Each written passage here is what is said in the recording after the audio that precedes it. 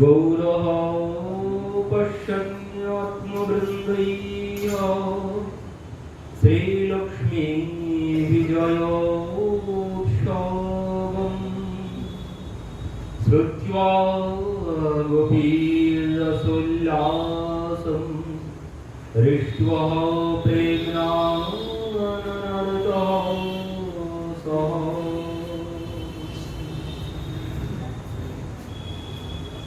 মধ্যলীলা চতুর্দশ পরিচ্ছদ।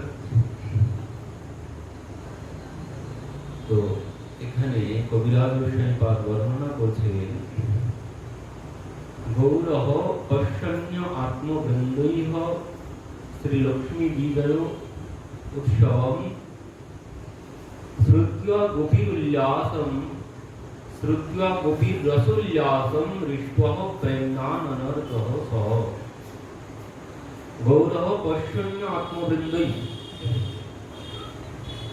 শ্রী শ্রী গৌরাঙ্গ সুন্দর স্বীয় ভক্তগণের সহিত লক্ষ্মী দেবী বিজয় উৎসব দর্শন করিয়া এবং ব্রজগোপীদের রসোল্লাসের কথা শ্রবণ করিয়া আনন্দিত হইয়া প্রেমাবেশে নৃত্য করিয়াছিলেন।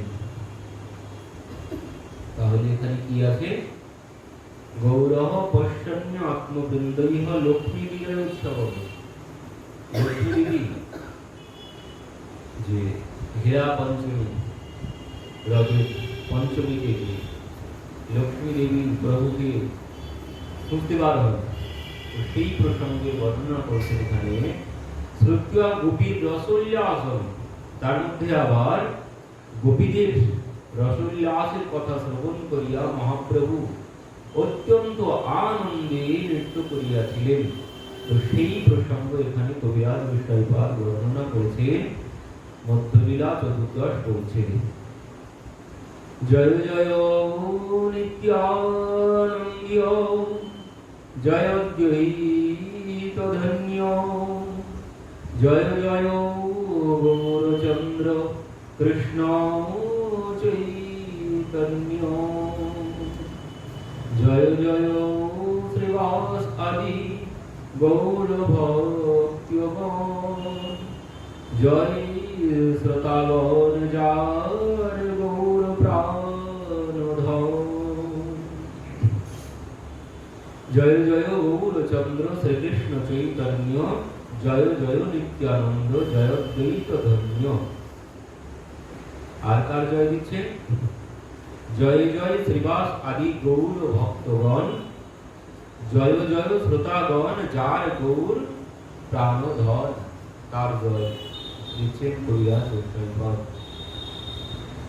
তো পরবর্তীতে বলছে এই মত মহাপ্রভু আছে প্রেম বেশি হেন কালে প্রতাপ রুদ্র করিলা প্রবেশী সার্বভৌমোপদেশে ছাড়ি রাজবীর একেলা বৈষ্ণব বেশে আইলা সেই দেশ। এই মতো মহাপ্রভু আছে প্রেম আবেশে হেন কালে প্রতাপ রুদ্র করিলা প্রবেশে। তো বলবর্তীতে যখন রথ দাঁড়িয়েছে তো মহাপ্রভু উদ্যানের মধ্যে গিয়ে বিশ্রাম নিচ্ছেন সমস্ত ভক্তবৃন্দদের সাথে নিয়ে। তো এখানে সেই মহাপ্রভু যখন বিশ্রাম নিচ্ছেন সেখানে এই মতো মহাপ্রভু আছে প্রেমাবেশে হেন কালে প্রতাপ রুদ্র করিলা প্রবেশে। তো মহাপ্রভু যখন সেই উদ্যানের মধ্যে বিশ্রাম নিচ্ছেন তো সেখানে প্রতাপ রুদ্র মহারাজ প্রতাপ রুদ্র সেই উদ্যানে প্রবেশ করেছেন। কিভাবে প্রবেশ করেছেন? সার্বভৌম উপদেশে ছাড়ি রাজ দেশ একেলা বৈষ্ণব বেশে আইলা সেই দেশ। তো সেখানে সার্বভৌম ভট্টাচার্যের কথা মতো তিনি রাজ বেশ সব পরিত্যাগ করেছেন, করে একেলা বৈষ্ণব বেশে আইলা সেই দেশে তিনি বৈষ্ণবের বেশ ধারণ করেছেন। তো বেশেরও একটি মাহাত্ম্য আছে। রাজবেশ তিনি পরিত্যাগ করেছেন, মানে বিষয়ী বেশ তিনি পরিত্যাগ করেছেন। তো করে তিনি বৈষ্ণবের বেশ ধারণ করে সেই উদ্যানের মধ্যে প্রবেশ করেছেন। ভক্তির আজ্ঞা লইল জড় হাত হইয়া, প্রভু পদ ধরি পড়ে সাহস করিয়া। তো কি করলেন? আগে উদ্যানের মধ্যে প্রবেশ করে সব ভক্তির আজ্ঞা লইল, সমস্ত ভক্তির কাছে তিনি আজ্ঞা নিয়েছেন, সবার কাছে করজোড়ে প্রণাম জানিয়ে সবার কাছ থেকে আজ্ঞা নিয়েছেন। নিয়ে তারপর পরবর্তীতে কি করলেন? প্রভু পদ ধরি পরে সাহস করিয়া, মানে ভক্তগণের কাছ থেকে আজ্ঞা নিয়ে তারপর তিনি মনে সাহস জুগিয়ে তারপর তিনি প্রভুর চরণ দিয়ে পড়েছেন। নৃপতি নই পুণ্যে করে পাদ সংবহন, রাসলীলার শ্লোক পড়ি করে স্তবন। নৃপতি নই পুণ্যে করে পাদ সংবহন, তিনি মহাপ্রভুর চরণ সেবা করছেন। মহাপ্রভু তো ভাবে বিপুল হয়ে পড়ে আছেন, কোনো বাহ্য জ্ঞান নেই। তো তিনি সেখানে গিয়ে মহাপ্রভুর চরণ সেবা করতে শুরু করেছেন। আর কিভাবে চরণ সেবা করছেন? তিনি সাথে সাথে ওই গোপীগীত রাসলীলার শ্লোক পড়ি করে স্তবন, তিনি রাসলীলার শ্লোক পাঠ করছেন। যে সময় ভগবান গোপীদেরকে ছেড়ে অন্তর্হিতে ভগবতী সহসৈব ভুজঙ্গন, যখন ভগবান অন্তর্হিতে ভগবতী সহসৈব ভুজঙ্গন, ভগবান সেই রাস মণ্ডল থেকে অন্তর্হিত হলেন। অন্তর্হিতে সুখদেবজি শব্দ ব্যবহার করছেন এখানে, অন্তর্হিতে ভগবতী সহসৈব ভুজঙ্গন। তো ভগবান সেই রাস লীলা থেকে অন্তর্ধান করেছেন। অন্তর্হিতে সহসৈব ভুজঙ্গন, ভগবান অন্তর্ধান করেছেন কিসের জন্য? সুখদেবজি বলছেন, ব্যাসদেবজি বলছেন,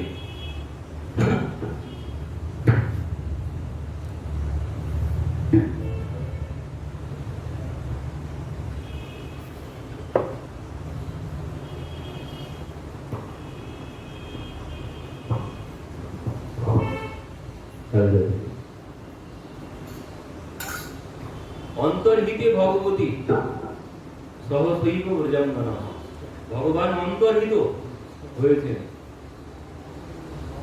কোথায় গিয়েছেন? রাসমণ্ডল ছেড়ে ভগবান অন্তর্হিত, তিনি অন্তর্হিত হয়েছেন, কোথাও তিনি যাননি। একটি অর্থে তিনি গোপীদের অন্তরে প্রবেশ করেছেন, আর একটি অর্থ হচ্ছে তিনি অন্তর্হিত, মানে গোপী তিনি নিজে অন্তরে হিত চান গোপীদের। এই জন্য তিনি তাদেরকে ছেড়ে সেই রাসমণ্ডল ছেড়ে চলে গেছেন। কেন? কারণ তিনি যখন দেখলেন গোপীদের মধ্যে অভিমান জেগেছে, বিক্ষমানঞ্চ কেশবঃ, মানে এক গোপীর মধ্যে তিনি মান দর্শন করলেন, আর সমস্ত গোপীদের মধ্যে তিনি সৌভাগমদম, মানে সৌভাগমদম মানে হচ্ছে সৌভাগ্যের মত। সৌভাগ্যের মত মানে কি? সৌভাগ্যের মত মানে কি? অহংকার। সৌভাগ্যের অহংকার, আমার এত আছে, আমার অত আছে, এই হচ্ছে সৌভাগমদম। তো এই সৌভাগ্যের যে মত, মানে গোপীদের মধ্যে তিনি দর্শন করলেন, দর্শন করে সেই রাসমণ্ডল তিনি পরিত্যাগ করেছেন। কেন? গোপীদের মধ্যে অভিমান হয়েছে। আর এক গোপীর মধ্যে তিনি দর্শন করছেন কি? বিক্ষমানঞ্চ কেশবঃ, এক বছর এখানে এক গোপীর মধ্যে শুধু মান হয়েছে, আর সমস্ত গোপীদের মধ্যে অভিমান হয়েছে। কেন? কারণ তাদের মধ্যে সৌভাগমদম, মানে সৌভাগ্যের অহংকার। আমরা কত বড় গুণবান, কত বড় গুণবতী, আমরা কত বড় রূপবতী, না হলে যিনি জগৎপতি তিনি আমাদেরকে বাতাস করছেন, তিনি আমাদের ঘাম মুছিয়ে দিচ্ছেন। আমরা যেমন তেমন কেউ না। তাহলে আমি কত বড় গুণবতী, কত বড় রূপবতী, না হলে স্বয়ং জগৎপতি তিনি আমাকে বাতাস করছেন। এই হয়ে গেল তাদের অহংকার। আর এই অহংকার দেখেই ভগবান রাসমণ্ডল ছেড়ে চলে গেলেন। আর এক গোপীর মধ্যে মান দর্শন করেছেন। তো এখানে প্রেমের মধ্যে মান ঠিক আছে, মানটাকে মেনে নেওয়া যায়, কিন্তু অভিমান মেনে নেওয়া যায় না। যেখানে অভিমান আছে সেখানে ভগবান থাকবেন না। তো এই জন্যে তিনি গোপীদেরকে ছেড়ে প্রিয়াজিকে নিয়ে সেই রাসমণ্ডল পরিত্যাগ করেছে। কেন? প্রিয়াজির মধ্যে মান হয়েছে। তো প্রেমের মধ্যে মান জায়গা আছে, কিন্তু অভিমানের কোনো জায়গা নেই। তো অভিমান কি বললাম? এই যে সৌভাগ্যের যে অহংকার, একে বলে অভিমান। আর মান কি? মান হচ্ছে আমি তোমাকে এত ভালোবাসি, তুমি আমাকে এত কষ্ট দিতে পারলে, এই এর নাম হচ্ছে মান। কেন প্রিয়াজির মধ্যে মান হয়েছে? কারণ তিনি ওই যে সমস্ত গোপীর ধাম মুছিয়ে দিচ্ছে, তাদেরকে বাতাস করছেন। এই জন্য প্রিয়াজি কষ্ট পাচ্ছে না। আমি ভাবতাম এতদিন আমি তোমার কাছে সর্বশ্রেষ্ঠা, আমি সবার মধ্যে বিশিষ্টা, আমি সবার মধ্যে বিশিষ্টা, আর এখন দেখতে পাচ্ছি আমি আর সবাই তো সমান হয়ে গেছে, কোনো বৈশিষ্ট্য আমার মধ্যে আলাদা কিছুই নেই। এই জন্য তার মধ্যে হয়েছে মান। আমি তোমাকে এত ভালোবাসি, আর তুমি সবার সাথে আমার সাথে যেমন ব্যবহার করো, তাদের সাথে তুমি একই রকম ব্যবহার করছো। তো এই জন্য ইনি কষ্ট পাচ্ছেন, প্রিয়াজি কষ্ট পাচ্ছেন। আর এনাদের হয়েছে অহংকার, আমরা কত বড় রূপবতী, কত বড় গুণবতী, না হলে জগৎপতি আমাদেরকে এইভাবে সেবা করছে। এই জন্যে ভগবান রাসমণ্ডল ছেড়ে চলে গেছে। তো তখন সমস্ত গোপীরা তো ওই জলবিহীন মাছ যে অবস্থা হয়, জল থেকে মাছ ডাঙায় তুলে নিয়ে এলে যে অবস্থা হয়, গোপীদের মধ্যে ঠিক ওই একই অবস্থা হয়েছে। তাদের যেন প্রাণটা বেরিয়ে যেতে বসেছে। তো তখন তারা, তাদের কোনো জ্ঞান নেই, হচ্ছে তুলসী কল্যাণী, মানে তুলসী দেবীর কাছে জিজ্ঞাসা করছেন, অশ্বত্থের কাছে জিজ্ঞাসা করছেন, কারো মানে কে জড়, কো জড়, কো চেতন, না কিছু জানত বিরোহী জন। মানে বিরোধীর যন্ত্রণায় তারা সমস্ত জ্ঞান হারিয়ে ফেলেছে। যাকে পাচ্ছে তার কাছে গিয়ে জিজ্ঞাসা করছেন, তোমরা নন্দ নন্দনকে আমাদের প্রিয় কি তুমি দেখেছো? তো তারা এইভাবে খুঁজছেন, কিন্তু কোথাও তারা খুঁজে পাচ্ছেন না। পরবর্তীতে প্রিয়াজিকে খুঁজে পেয়েছেন। তো প্রিয়াজিও অচৈতন্য হয়ে পড়ে আছেন। তো প্রিয়াজিকে বললেন যে দেখো, আমরা তো তাকে অনেক খুঁজলাম, কোথাও পেলাম না। তো প্রিয়াজি বলছে দেখো, এইভাবে খুঁজে তাকে কোথাও পাওয়া যাবে না। তো কি করব? বলছেন যেখানে হারিয়েছি ওইখানে চলো, তার নাম ধরে আমরা ডাকবো। যদি সেই কৃপা করে দর্শন দেয় তো ভালো, আর না হলে ওই যমুনার জলে আমরা প্রাণ বিসর্জন দেব। তো এই জন্য সমস্ত গোপীগণ সেই যমুনা পুরীতে এসে সবাই একসাথে গাইতে শুরু করেছেন। সবাই গাইছেন, কি বলছেন? তো সেই প্রসঙ্গ, সেই গোপী গীত আজ মহারাজ প্রতাপরুদ্র গাইছেন আর প্রভুর চরণ সেবা করছেন। তো এখানে গোপীগণ কি বলছেন? জয়তি দেধিকম জন্মনা ব্রজ শ্রয়তো ইন্দিরা স্বস্বরদ্রোহী দয়িত দৃক্ষুতা দৃক্ষুতাবকা স্তয়ীধৃত শব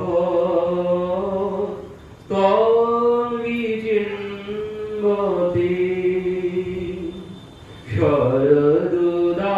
শরদুদাসয়ে স্ব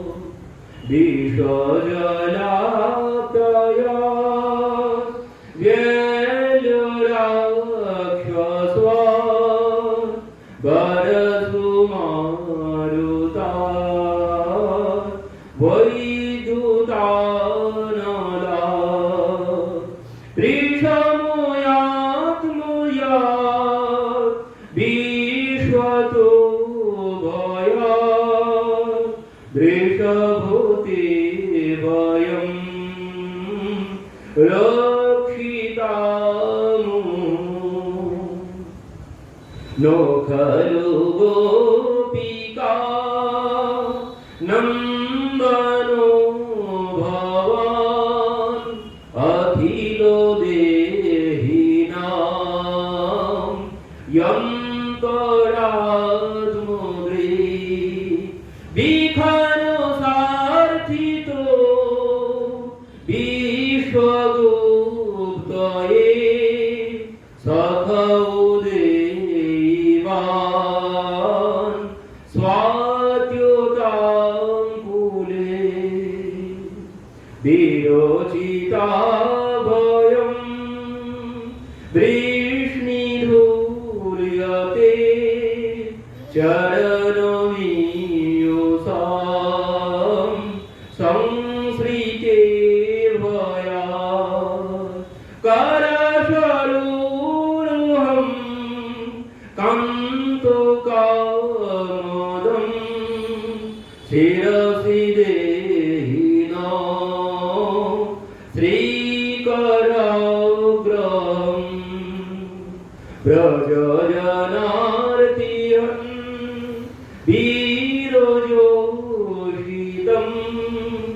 निजजनास्मया दंशनस्मृतो भजो सखे भवान् किङ्करीष्मनो जनरुहाननं चारुदर्शयन् प्रणतो देहिनां पापकर्षणं ऋणचरानुगं श्रीनिकेतनं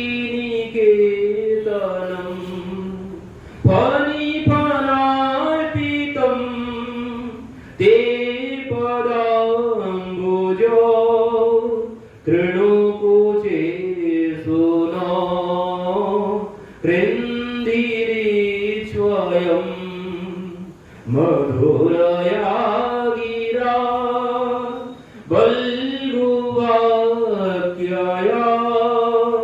बधुमनोगया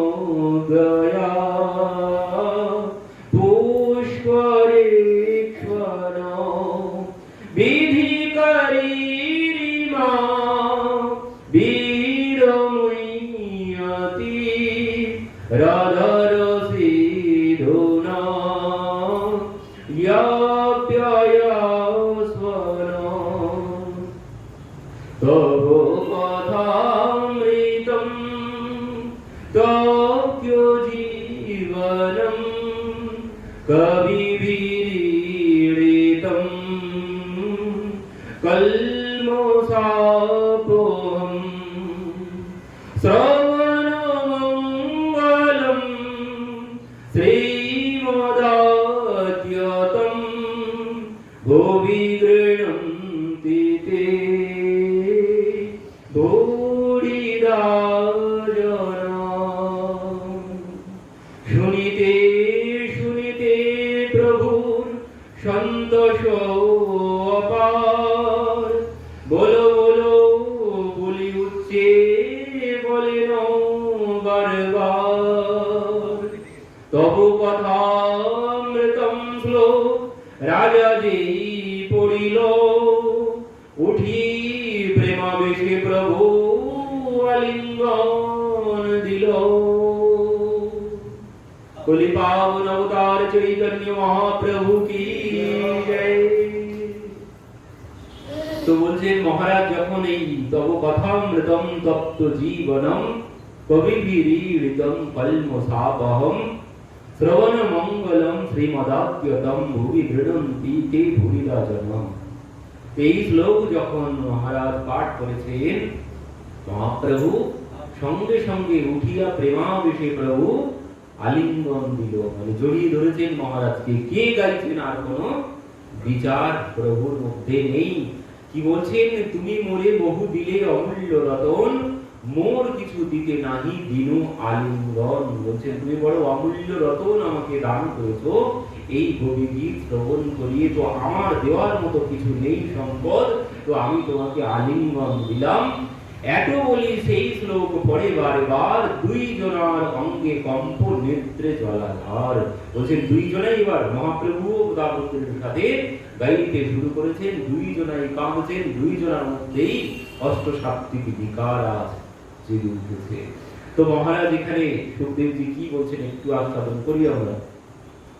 প্রথমেই বলছেন জয়তি তেধিকম জন্মনা ব্রজ প্রয়তো ইন্দিরা সস্বরাত্রহি জয়তিতে অধিকম জন্মনা ব্রজ। বলছেন তুমি যখন বৈকুণ্ঠ সেই গোলক ছেড়ে, যখন এই বৈকুণ্ঠ ছেড়ে যখন তুমি এই বৃন্দাবনে এসেছো, তখন থেকে সবাই সেই গোলক বৈকুণ্ঠ সব ভুলে গেছে। আর কেউ গোলক বৈকুণ্ঠে যাওয়ার কথা নামই উচ্চারণ করে না। গোলক বৈকুণ্ঠের নাম আর কেউ উচ্চারণ করে না এখন। কেন? বলছেন জয়তিতে অধিকম জন্ম না ব্রজ, মানে ব্রজধাম বৃন্দাবন ওর থেকেও বেশি জয়যুক্ত হয়ে গেছে। গোলক ধাম বৈকুণ্ঠের থেকেও এই বৃন্দাবন ধাম আরো বড় হয়ে গেছে। তুমি যেদিন এই ব্রজে এসে অবতীর্ণ হয়েছ, কি বলছেন? শ্রয়ত ইন্দিরা স্বস্বদত্রহি। ইন্দিরা মানে ইন্দ্রতি ঐশ্বর্যম, যিনি ঐশ্বর্যের দেবী, যিনি ঐশ্বর্য প্রদান করেন, সেই লক্ষ্মী দেবী তিনিও চলে এসেছেন। লক্ষ্মী দেবী তিনিও চলে এসেছেন বৈকুণ্ঠ ছেড়ে। কেন? বলছেন সেই লক্ষ্মী দেবী তিনি যাকে মানে সদা চঞ্চলা, যিনি যে লক্ষ্মী দেবীর সেবা সমস্ত জগৎ করে, লক্ষ্মী পাওয়ার আশায় সবাই লক্ষ্মী দেবীর সেবা করে। আর সেই লক্ষ্মী দেবী তুমি যখন এই ব্রজধামে এসে আবির্ভূত হয়েছ, তো সেই লক্ষ্মী দেবী তিনিও বৈকুণ্ঠ ছেড়ে এখানে চলে এসেছেন। আর কি করছেন? বলছেন তুমি যে পথ দিয়ে চলো সেই পথে আগে আগে তিনি ঝাড়ু দেন। ব্রজে এসে লক্ষ্মী দেবী ব্রজে এসে ঝাড়ু দেন, ব্রজে ঝাড়ু দিচ্ছেন। যে সদা চঞ্চলা লক্ষ্মী, সেই চঞ্চল মানে এত চঞ্চল, তাকে সিন্ধুকের মধ্যে তালা চাবি না দিলে সে থাকেই না। পকেটের মধ্যে রেখে দেন, কখন চলে যাবে তার কোনো খবরই থাকবে না। এই জন্য সিন্ধুকের মধ্যে তালা দিয়ে রাখতে পারে, কারণ তিনি সদা চঞ্চলা। কিন্তু সেই চঞ্চলা লক্ষ্মী তিনি আজ ব্রজে এসে অচলা হয়ে গেছেন। তিনি আজ তপস্যা করছেন বেলবনে। বেলবনে তপস্যা করছেন রাসে অংশগ্রহণ করার জন্য। রাসে অংশগ্রহণের জন্য তিনি তপস্যা করছেন যে প্রভু একটু তোমার রাসে আমাকে নাও। কিন্তু তিনি সেই রাসে অংশগ্রহণ করতে না পেরে তিনি আজ বেলবনে আজও তপস্যা করছেন। এই জন্য বলছেন শ্রয়ত ইন্দিরা শাশ্বত, মানে শাশ্বত ভাবে বৈকুণ্ঠ ছেড়ে লক্ষ্মী দেবী শাশ্বত ভাবে মানে চিরদিনের জন্য, নারায়ণকে ছেড়ে লক্ষ্মী দেবী চিরদিনের জন্য চলে এসেছেন এই বৃন্দাবনে। দ্বৈত দৃশ্যতাম দৃশ্যতাবকা স্তৈধৃত সবস্ত্বং বিচিন্বতে। হে দ্বৈত, হে প্রাণ প্রিয়ে, দীক্ষতাম মানে দেখে যাও, দৃশ্যতাম মানে দর্শন দিয়ে আমাদেরকে একটু দর্শন দাও। আর আমাদের অবস্থা স্তৈধৃত সবস্ত্বং বিচিন্বতে, যে তুমি একবার এসে আমাদের এই দুরবস্থা একবার দর্শন করে যাও। কেন? বলছে যে আমাদের তোমাকে ছেড়ে যে অবস্থা হয়েছে, আমরা প্রাণ ধারণ করতে পারছি না। তো যেন তারা শুনতে পাচ্ছেন ভাবরাজ্যের বিষয়। তো গোপীরা যেন শুনছেন যে প্রিয় তাদেরকে বলছেন যে তোমরা কেন এই বনে বনে ঘুরে ঘুরে বেড়াচ্ছ, তোমরা কেন গৃহে ফিরে যাচ্ছ না, তোমরা কেন গৃহে ফিরে যাচ্ছ না? তো বলছেন যে দেখো আমরা গৃহে ফিরে যাব কি করে, আমরা গৃহে ফিরে যাব কি করে? বলছে যে আমরা যে গৃহে ফিরে যাব, আমাদের যে অবস্থা হয়েছে আমরা গৃহে ফিরেও যেতে পারছি না। কেন? বলছেন আমাদের প্রাণটাকে তুমি হরণ করেছো। তো আমাদের এই শরীরে, যদি শরীরের মধ্যে প্রাণ না থাকে, তো সে শরীরের কোনো মূল্য আছে? যে শরীরে প্রাণ নেই সে শরীরের কোনো মূল্য নেই। যতদিন প্রাণ থাকবে ততদিনই সব। যেই প্রাণটা বেরিয়ে যাবে ঘর থেকে বাইরে বার করে দেবে, আর কেউ পাশেও বসতে চাইবে না। এই বাবা মা পতি পত্নী যাই বলুন না কেন, প্রাণ বেরিয়ে গেলে আর কেউ আপনার সামনে আসবেন না। বলছে কোথাও যেন আছে, যখন প্রাণটা চলে যায়, ঘর কি নার অধিক হিত যাসু সঙ্গ রহত সদা লাগি। বলছেন যাকে ছাড়া সদা সর্বক্ষণ চলতো না, এক মুহূর্ত চলতো না, কিন্তু যখন তোমার প্রাণটা বেরিয়ে যাবে তখন কি হবে? প্রেত প্রেত কহি সব ভাবি। ভূত বলে সব তোমার কাছ থেকে চলে যাবে, ভূত বলে তোমার কাছ থেকে সবাই চলে যাবে। তো যখন এই শরীরের মধ্যে প্রাণ না থাকবে তখন এই শরীরের আর কোনো মূল্য নেই। আজ মূল্য আছে কি জন্যে? আজ মূল্য আছে কি জন্যে? আজ শুধু তিনি আমার মধ্যে আছেন তাই আমাকে সবাই ভালোবাসে, আমার মূল্য আছে। তিনি যেদিন ছেড়ে চলে যাবেন আমার আর কোনো মূল্য নেই, তখন ভূত বলবে সব। যার এক মুহূর্ত আমাকে ছাড়া চলছো না, ভয় করছে তাড়াতাড়ি নিয়ে যাও, বেশিক্ষণ দেখা যাচ্ছে না। যত তাড়াতাড়ি, মানে এত তাড়াহুড়ো করে ব্যবস্থা করা হবে, মানে যেন কি একটা হয়ে গেছে, সঙ্গে সঙ্গে যত তাড়াতাড়ি হয় ঘরের থেকে বাইরে বার করা যায়, যত তাড়াতাড়ি সেভাবে ব্যবস্থা হবে। এক মুহূর্ত দেরি করবে না, কেউ বলবে না যে এতদিন ছিল একটা দিন থাক, কেউ বলবে না। সবার একটাই চেষ্টা কত তাড়াতাড়ি ঘরের থেকে বাইরে বার করা যায়। সবাই এই চেষ্টায় লেগে থাকবে, তাড়াতাড়ি করে কাঠ ফুটো সঙ্গে সঙ্গে ব্যবস্থা হয়ে যাবে, এক মুহূর্ত দেরি করবে না কেউ। কেন? কারণ তিনি আমাকে ছেড়ে চলে গেছেন। এখন আমার মূল্য কি জন্য আছে? তিনি আমার মধ্যে আছে তাই। ওই যে পিতা মাতা যাই বলুন না কেন, এক ব্যক্তি ওই যাচ্ছিলেন রাস্তা দিয়ে, তো ওই বাড়িতে কান্নাকাটি হচ্ছে, শুনে এসেছেন কি ব্যাপার, তোমরা কাঁদছো কেন? তো বলছে না আমার পিতা চলে গেছে তাই। তো বলছে কই তোমার পিতা চলে গেছে? তো এই তো তোমার পিতা শুয়ে আছে এখানে, তোমার পিতা এই তো শুয়ে আছে, তোমার পিতা চলে যায়নি তো? তো তখন কি বলছে, না আমার পিতা চলে গেছে, আমার পিতা চলে গেছে। তো কই তোমার পিতা চলে গেছে? এই তো তোমার পিতা শুয়ে আছে। তো বলছে না ও পিতা না, ও পিতার শরীরটা পড়ে আছে। তাহলে পিতা কে বলুন তো? পিতা কে? পিতা এই শরীর না, পিতা বলুন মাতা বলুন এই শরীর না। তো পিতা মাতা যে সবকিছু যিনি ভিতরে ছিলেন তিনি, এই শরীরটা কোনো পিতা মাতা কেউ না।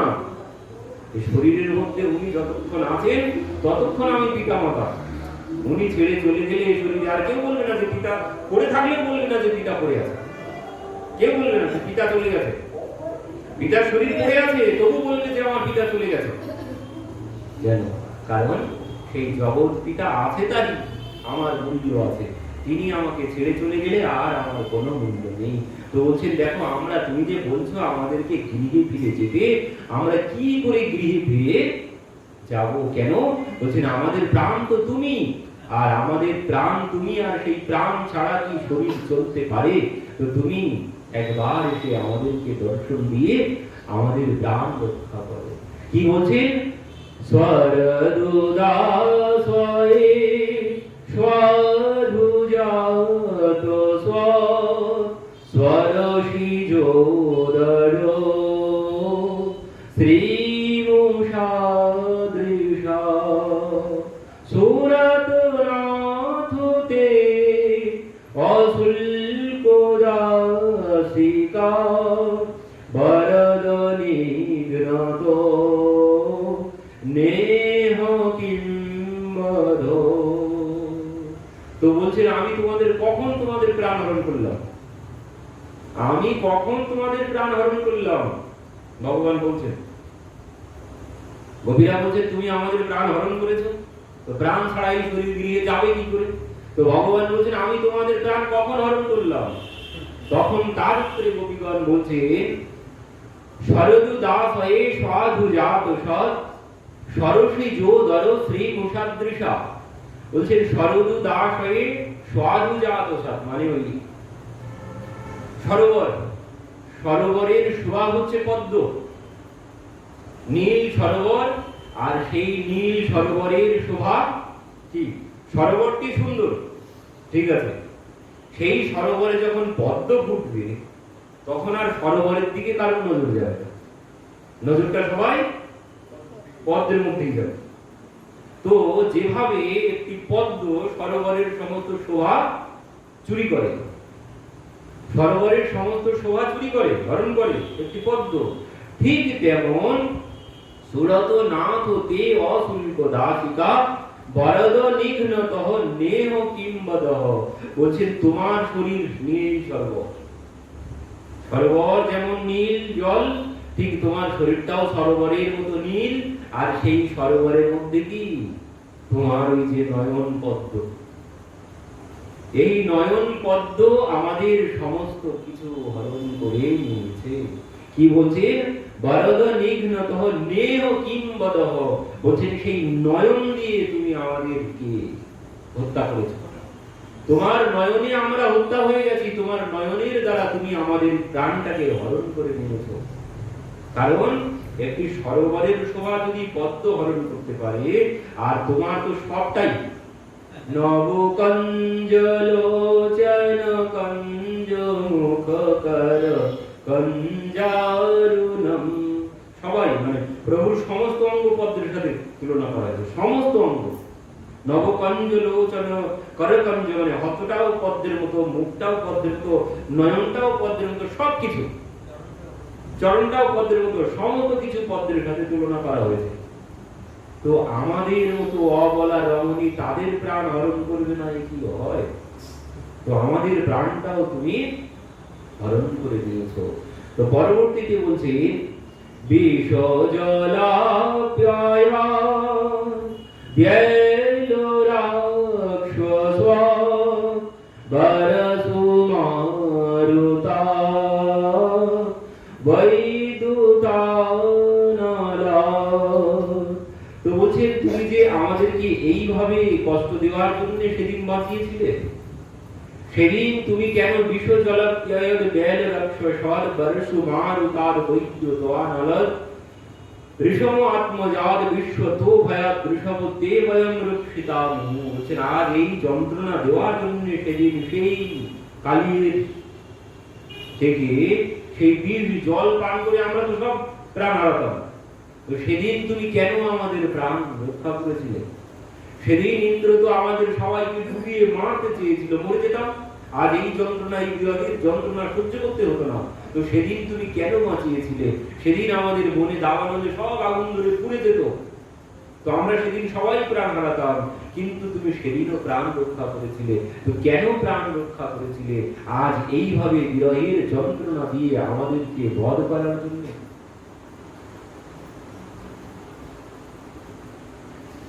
না খলু গোপিকা নন্দন ভবান অখিল দেহিনা যন্তরাত্মদৃক। এক কবি বলছেন তোমার ব্যবহার দেখে আমাদের যা মনে হচ্ছে তুমি নো খলু গোপিকা নন্দন ভবান, তুমি মা যশোদার পুত্র না। কারণ মা যশোদা তার হৃদয়টায় এত করুণাদ্র, তিনি কারো কষ্ট সহ্য করতে পারেন না, তিনি এত কোমল হৃদয়ের, এত নরম হৃদয়ের মা যশোদা, আর তার সন্তান তুমি কোনদিন হতেই পারে না। আমাদের বিশ্বাস হচ্ছে না। নো খলু গোপিকা নন্দন ভবান অখিল দেহিনা মন্তার আত্মবৃত।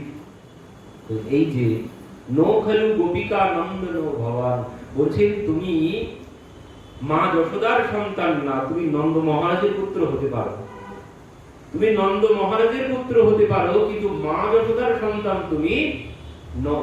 কারণ মা যশোদার স্বভাব এমন নয়, যদি তুমি মা যশোদার সন্তান হতে তো এত কঠোর হৃদয়ে তুমি হতে না, তুমি নন্দ মহারাজের পুত্র হতে পারো।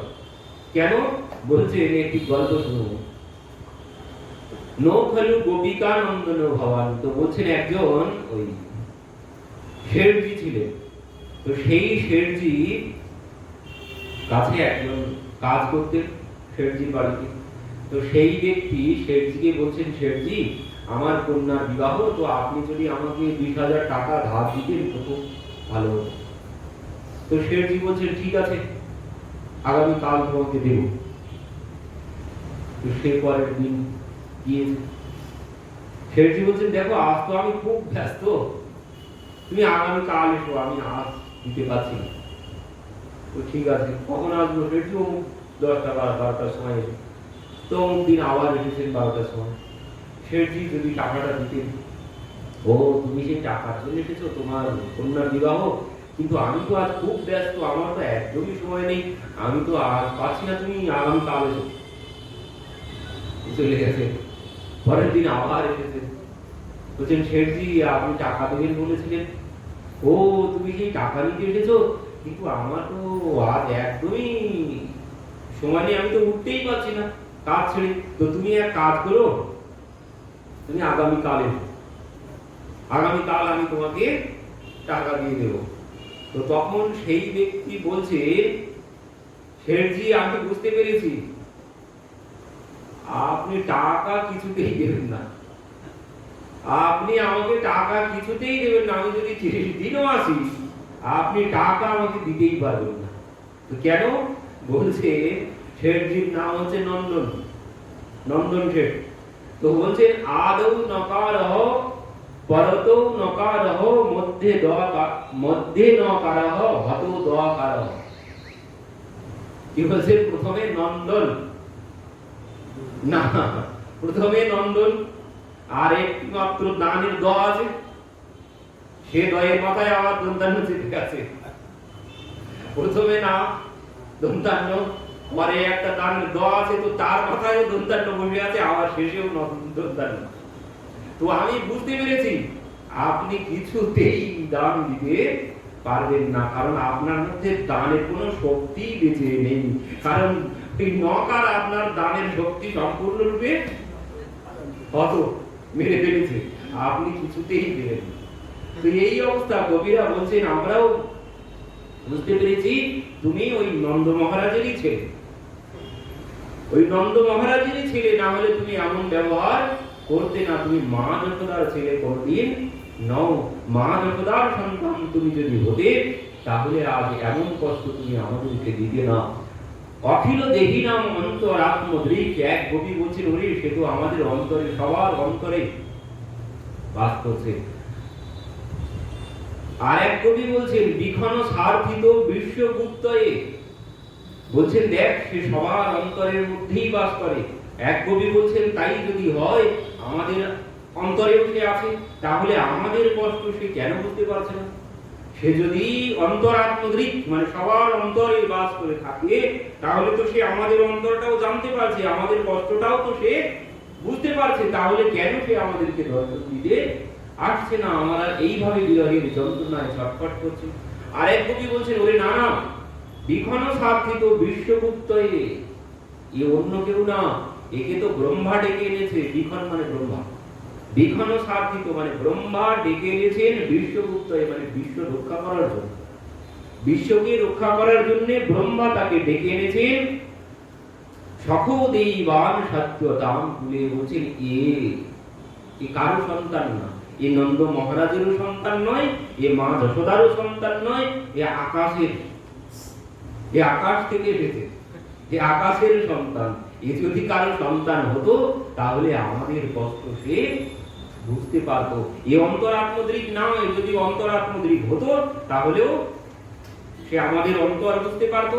আবার বলছে, এ বিশ্ব রক্ষা করার জন্য এসেছে ব্রহ্মার আহ্বানে, ব্রহ্মা তাকে ডেকে এনেছে বিশ্বকে রক্ষা করার জন্য।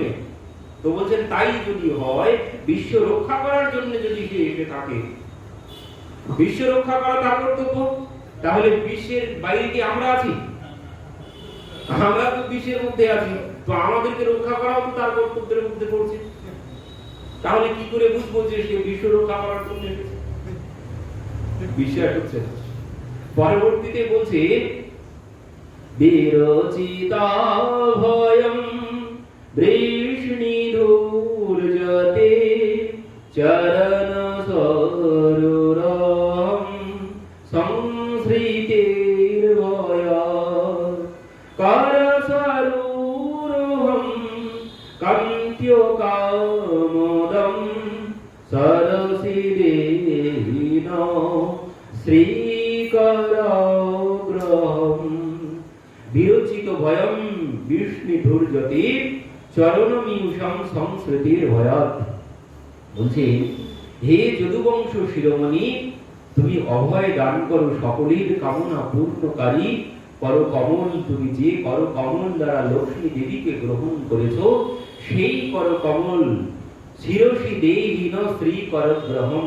লক্ষ্মী দেবীকে যে করকমল দ্বারা গ্রহণ করেছো, সেই করকমল আমাদের মাথায় রাখো, রেখে আমাদের প্রাণ তুমি রক্ষা করো।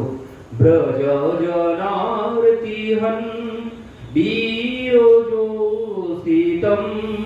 নিজ জন স্ময় ধ্বংসন স্মৃত ভজ সখে ভবন কিঙ্করীষ্মন জলরুহাননম চারুদর্শনম প্রণতো দেহিনাম পাপকর্ষণম তৃণচরানুগম শ্রীনিকেতনম। বলছেন যে দেখো, আমি তোমাদেরকে ছেড়ে চলে গিয়েছি এই জন্যে তোমাদের মধ্যে ওই দোষ, তোমাদের মধ্যে দোষ দর্শন করে আমি তোমাদেরকে ছেড়ে চলে গেছি। কোন দোষ? বলছে ওই যে তোমাদের মধ্যে অভিমান হয়েছে, আর এই জন্যে আমি তোমাদেরকে ছেড়ে চলে গেছি, যাতে ওই দোষ আমার মধ্যে না চলে আসে। কারণ সঙ্গ দোষ, এই সঙ্গ দোষের মতো দোষ আর নেই। খুব ভালো ভালো ব্যক্তিকে নষ্ট করে ফেলে সঙ্গ। এই জন্য সেই নরসিংহজি বলছে मन छाड़ हरि विमुखन की संग रे चलो संतन के संग प्रेम पंथ पे। নরসিংহজি বলছেন মন ছাড় হরি বিমুখন কো সঙ্গ রে, বলছেন যিনি ভক্তি বিমুখ তার সঙ্গ করলে চলবে না। কারণ সঙ্গ তো সঙ্গের প্রভাব পড়বেই পড়বে। ওই একদিন, দুই দিন, তিন দিন, প্রথম দিন হয়তো দোষ আসবে না, দ্বিতীয় দিন আস্তে আস্তে আসতে শুরু করবে, তৃতীয় দিন তোমাকে সম্পূর্ণরূপে গ্রাস করবে সঙ্গ দোষ। এই জন্যে সঙ্গ ত্যাগ করতে হবে, অসৎ সঙ্গ ত্যাগ করতে হবে আগে। তো এই জন্যে ভগবান বলছেন যে দেখো, তোমাদের মধ্যে এই দোষ দেখে আমি তোমাদেরকে ত্যাগ করেছি। কেন? বলছেন এই যে তোমাদের মধ্যে অভিমান হয়েছে, তিনি কারো অভিমান সহ্য করেন না, কারো অহংকার তিনি সহ্য করতে পারেন না। দিনের অধিক দয়া করে ভগবান, ধনী মানিক নিমের বড় অভিমান। ধনবান ব্যক্তির অভিমান হয়, ধনের অভিমান, তো এই বলের অভিমান, নানান রকমের জ্ঞানের অভিমান। যেখানে অভিমান থাকে সেখানে তিনি থাকেন না। আজ মহারাজ প্রতাপরুদ্রকে তিনি কৃপা করলেন কি জন্যে? সমস্ত অভিমান ত্যাগ করেছে। একজন রাজার মতো ব্যক্তি, একজন রাজা যেমন তেমন কেউ নয়, সমস্ত কিছু ত্যাগ করে তিনি আজ পথে ঝাড়ু দিচ্ছেন, সমস্ত অভিমান ত্যাগ করেছেন। এই জন্য মহাপ্রভু আজ তাকে জড়িয়ে ধরেছেন, এমনি এমনি নয়, সমস্ত অহংকার ত্যাগ করেছেন। এই অভিমান যদি এসে যায় তিনি সঙ্গে সঙ্গে তাকে ত্যাগ করবেন। তো এই জন্য ভগবান বলছেন আমি তোমাদেরকে ত্যাগ করেছি। তো গোপীরা বলছেন বুঝলাম আমাদের মধ্যে দোষ আছে, কিন্তু তুমি যদি, পরবর্তীতে বলছেন ফনি ফনার্পিতম তে পদাম্বুজ কৃণকোচে সুনা ক্রন্ধিরিচ্ছয়ম। বলছেন ফনি ফনার্পিতম তে পদাম্বুজম কৃণকুচে সুনঃ ক্রন্ধিরিচ্ছয়ম। বলছেন সেই কালিয়ের বিষ তুমি হরণ করেছো, কিভাবে? তার মস্তকে তোমার অভয় চরণ রেখে তুমি কালিয়ের সমস্ত বিষ হরণ করেছো, মানে সমস্ত দোষ বার করে নিয়েছো তার। তো তুমি তো যদি কালিয়ের বিষ হরণ করতে পারো, তো আমাদের এইটুকু দোষ তুমি দূর করে দিতে পারো না? এইটুকু দোষ দূর করে তুমি আমাদেরকে কৃপা করতে পারো না? কবিরা বলছে, পরবর্তীতে বলছে, মধুরায়া গিরা বল্লুবাক্যয়া বধুমানব্যয়া পুষ্করেশ্বনা বিধিকরীরিমা বীরমুয়তি রাধরসূদনা ইয়াপ্যয়াস্বনা। দেখো, তোমার এই মধুরয়া গিরা বলিউ বাক্যয়া, মানে তোমার মধুরয়া গিরা মানে মধুর মধুর বাক্য শ্রবণ করে আমরা সব কিছু হারিয়ে ফেলেছি, আমাদের মধ্যে আর কোনো কিছু নেই। তো তোমার সেই মধুর বাক্য শ্রবণ করিয়ে, তোমার সেই নয়ন, তোমার সেই মুখপদ্ম দর্শন করিয়ে তুমি আমাদের প্রাণ রক্ষা করো। পরবর্তীতে যে শ্লোক শ্রবণ করে মহাপ্রভু জড়িয়ে ধরেছেন, কি বলছেন? তব কথামৃতম ক্যোক্তো জীবনম কবিভিরিড়িতম কল্মষাপহম। এটি হচ্ছে সর্বশ্রেষ্ঠ শ্লোক। 18-19টি শ্লোক আছে কবিগীতে, তো এটি 9 নম্বর শ্লোক। তো এখানে কি বলছেন? তব কথামৃতম তপ্ত জীবনম কবিভিরিড়িতম কল্মষাপহম। তব কথা অমৃতম, তোমার কথা অমৃতম তপ্ত জীবনম কবিভিরিড়িতম কল্মষাপহম। কি বলছেন? তব কথা অমৃতম, মানে তোমার কথা অমৃতের মতো। আর কি বলছেন? তপ্ত জীবনম, জীবনের সমস্ত তাপ দূর করে।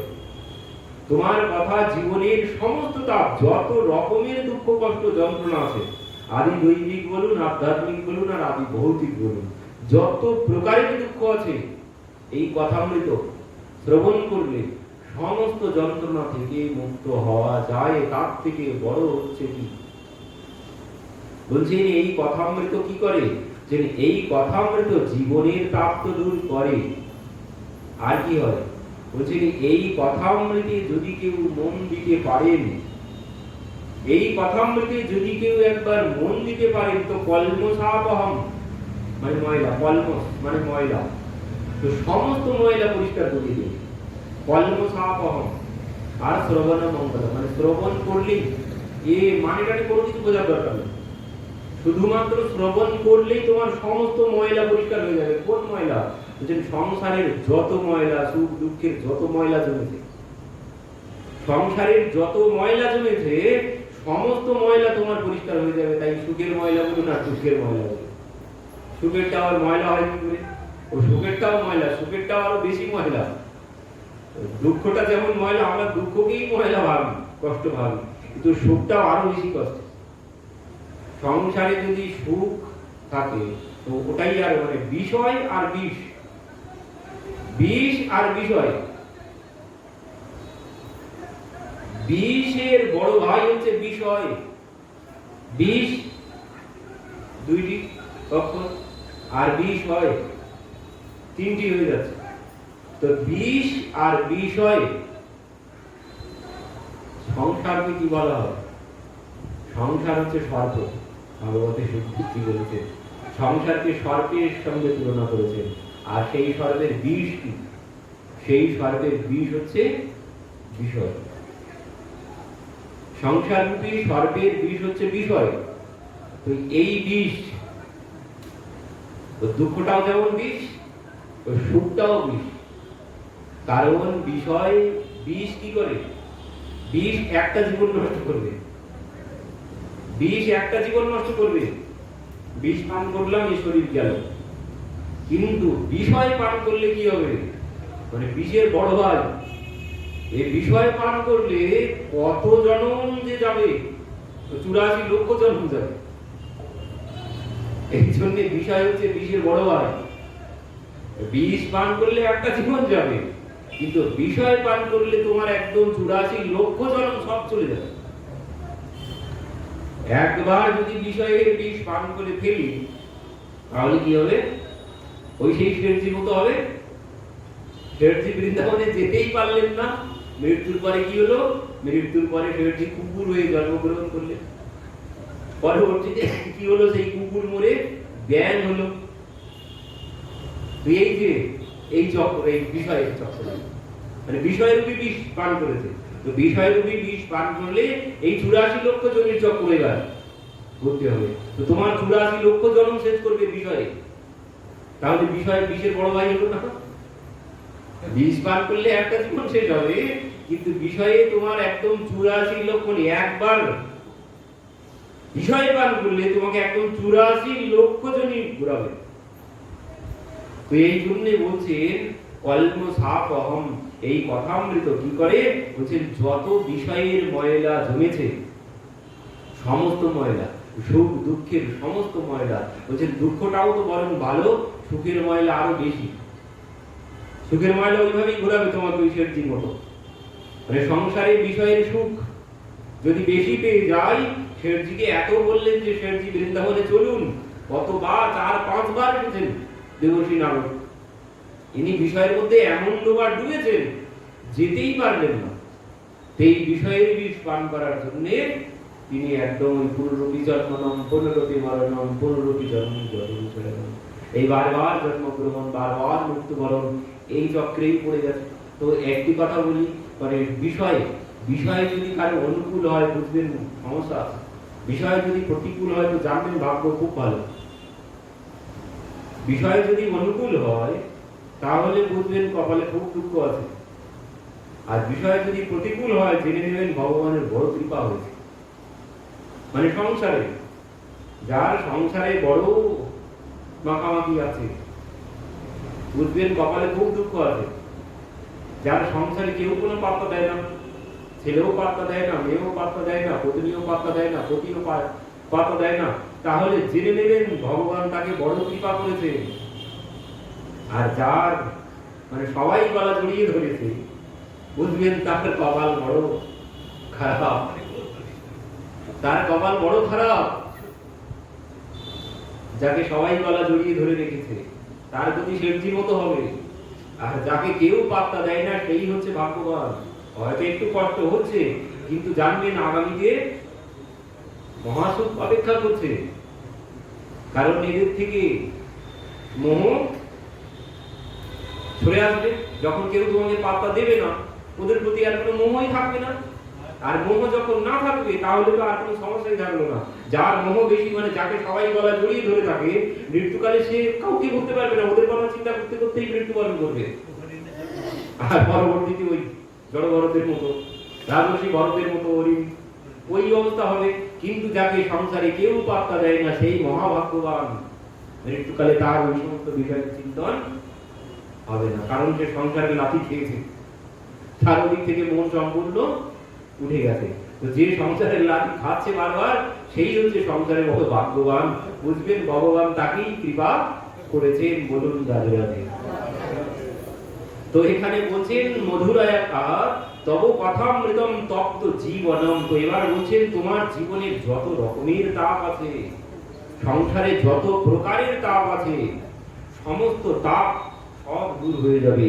পরবর্তীতে কি বলছেন? কবিবি ঋতম কল্ম সাপহম, বলছে নারদ, প্রহ্লাদ, ব্রহ্মা আদি তারা কি বলছেন? বলছেন এই যে অমৃত, এই অমৃত স্বর্গের অমৃতের থেকে, ওই কথামৃত স্বর্গের অমৃতের থেকেও মূল্যবান।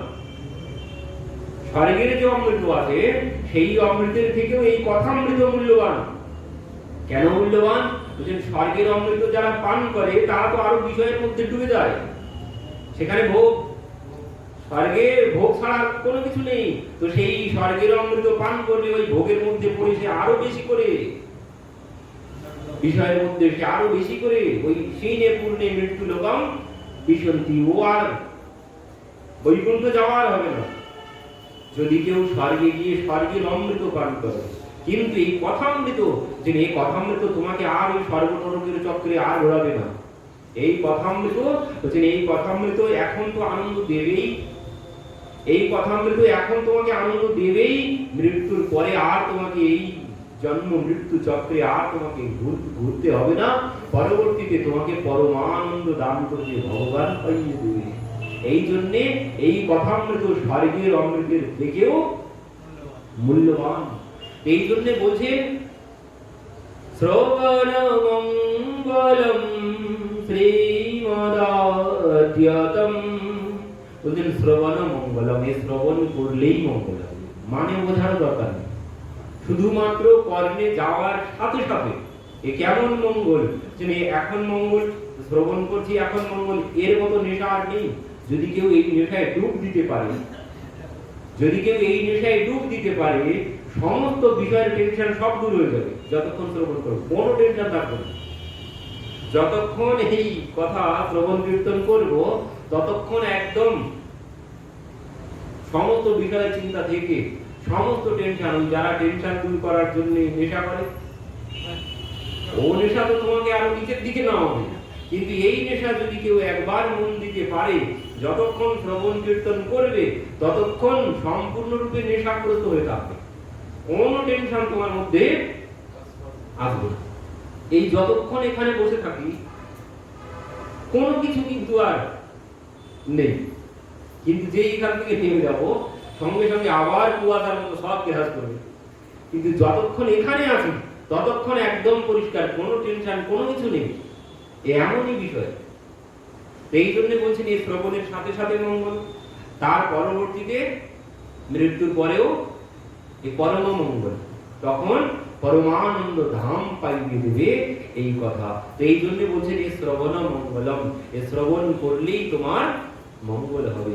তবে কি বলছেন, ওই শ্রবণ করাও বড় কঠিন, মন দেওয়াও বড় কঠিন, শ্রবণের মতো শ্রবণ করাও বড় কঠিন, সমস্ত বিষয় থেকে মন সরিয়ে নিয়ে এসে মন দেওয়া, শুনতে শুনতে বারবার মন সংসার দিকে চলে যায়, এই মন দিতে হবে কথার মধ্যে।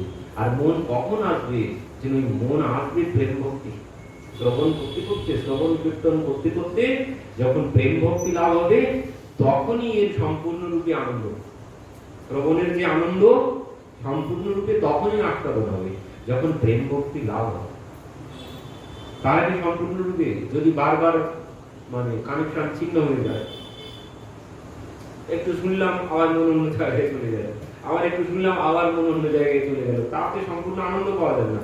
মন যখন সম্পূর্ণরূপে এখানে দিতে পারবে তখনই সম্পূর্ণরূপে আনন্দ পাওয়া যাবে। তো মহাপ্রভু বলছেন এই তো বিরোধী, মানে এই রস আস্বাদন করবে কে, বলছেন এই রস আস্বাদন করবে সেই যে বিরহে ছটফট করছে গোপীদের মতো, গোপীদের মতো যারা বিরহে ছটফট করছে তাকে পাওয়ার জন্য, তারাই এই অমৃত, এই কথামৃত তারাই পান করবে, তারাই সম্পূর্ণরূপে এই অমৃতের স্বাদ আস্বাদন করতে পারবে। সবাই সম্পূর্ণরূপে আনন্দ এই অমৃতের স্বাদ পাবেন না। যারা বিরহে ছটফট করছে, মানে যার মধ্যে যত বিরহ আছে সেই তত এই অমৃতের স্বাদ গ্রহণ করবে। এই জন্য পরবর্তীতে বলছেন শ্রবণ মঙ্গলম শ্রীমদাপ্যতম ভুবি গৃণন্তি তে ভূরিদা জনা, বলছেন ভুবি গৃণন্তি তে ভূরিদা জনা, বলছেন এই